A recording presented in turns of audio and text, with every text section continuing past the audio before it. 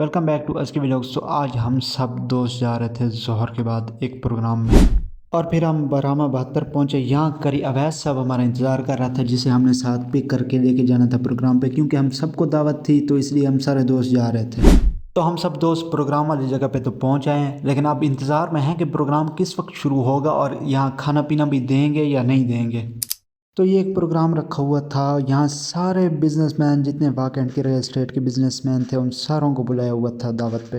اچھا، تو اب پروگرام شروع ہونے والا ہے، اس لیے ہم سیٹوں پہ جگہوں پہ بیٹھ گئے ہیں، اور سب سے پہلے یہاں قاری اویس صاحب نے تلاوت کی۔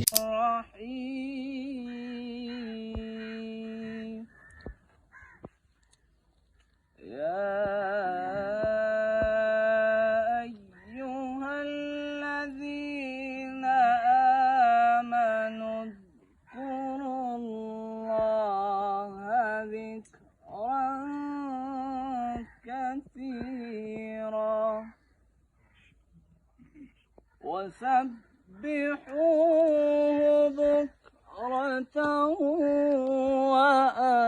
وأصيلا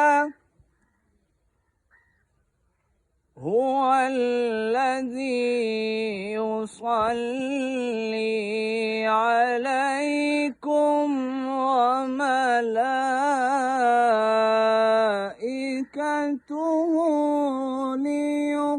ليخرجكم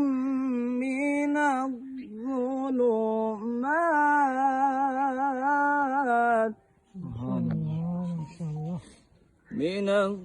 الظلمات إلى النور وكان بالمؤمنين رحيما صدق الله العظيم۔ اچھا، تو اب ہم انتظار میں بیٹھے ہوئے ہیں کہ کھانا کب آئے گا تاکہ ہم اپنی بھوک مٹائیں، اور 3 بج گئے تھے، ابھی تک کھانا آیا نہیں تھا۔ اور قاری اویس صاحب جو تھے انہوں نے تو صبح کا ناشتہ بھی نہیں کیا تھا، اور یہ پاگل ہو رہے تھے بھوک سے۔ 3 ساڑھے 3 ہو گئے تھے اور ابھی تک ہمارا کھانا جو تھا وہ نہیں آیا۔ تو انہوں نے کہا تھوڑا آپ انتظار کریں، اتنے تک آپ کچھ ویڈیو وغیرہ بنا لیں، تو ہم نے ویسا ہی کیا، ویڈیوز اپنی بنائی، اور ہم انتظار میں بیٹھے ہوئے تھے کہ بس پانی وغیرہ تو رکھ دیا تھا، ٹیشو وغیرہ رکھ کے دیا تھا، اب مزید جو چیزیں تھیں وہ بھی آنے لگی تھی۔ اچھا، تو کھانا ہمارا آ چکا، اور سب سے پہلے انہوں نے سامنے رکھا ہے کابلی پلاؤ، لیکن کابلی پلاؤ تو لے آئے تھے، ابھی تک بڑی چمچ نہیں لائی تھی۔ میں نے کہا یار ابھی انتظار نہیں ہوتا، بھوک سے ہم پاگل ہو رہے ہیں، تو میں نے چھوٹی چمچ سے پلیٹ بھرنا شروع کر دی، اور ساتھ ہی بڑے اچھے قسم کے نان لے آئے تھے، اور ساتھ ہی اس کے تھا نمکین روسٹ جو کہ بہت اچھا بنا ہوا تھا، لیکن ہم نے چاول زیادہ کھا لیے تھے اس لیے ہم نے روسٹ اتنا نہیں کھایا۔